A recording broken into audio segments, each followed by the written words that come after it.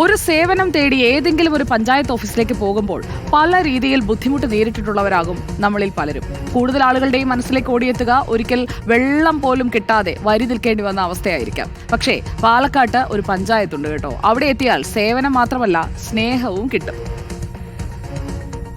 ഓഫീസിലെത്തുന്ന ജനങ്ങൾക്ക് സേവനം നൽകുന്നതിനൊപ്പം നല്ല ചായയും പായസവും ഐസ്ക്രീമും നൽകുന്ന പാലക്കാട്ടെ പഞ്ചായത്ത്. ഒരുപാട് ചിന്തിക്കേണ്ട, ഇതാണ് നമ്മൾ പറഞ്ഞ ആ ഇടം. ശ്രീകൃഷ്ണപുരത്തിനടുത്തുള്ള കരിമ്പുഴ ഗ്രാമപഞ്ചായത്ത്.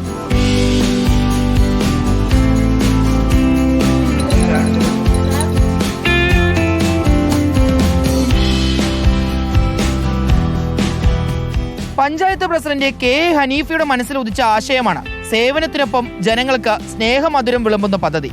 പഞ്ചായത്തിൽ നിന്നും തുകയെടുക്കാൻ കഴിയില്ലെന്ന് അറിഞ്ഞപ്പോൾ പ്രസിഡന്റിന് ഒരു കുലുക്കവും ഉണ്ടായില്ല.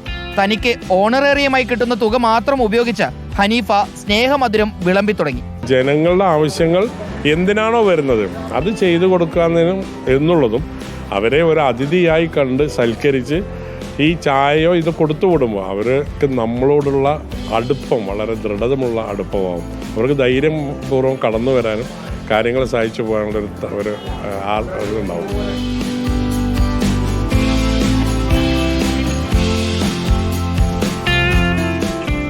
ആഴ്ചയിൽ 4 ദിവസം ഇഞ്ചി, നാരങ്ങ, പൈനാപ്പിൾ തുടങ്ങിയ വിവിധ രുചികളിലുള്ള ചായ.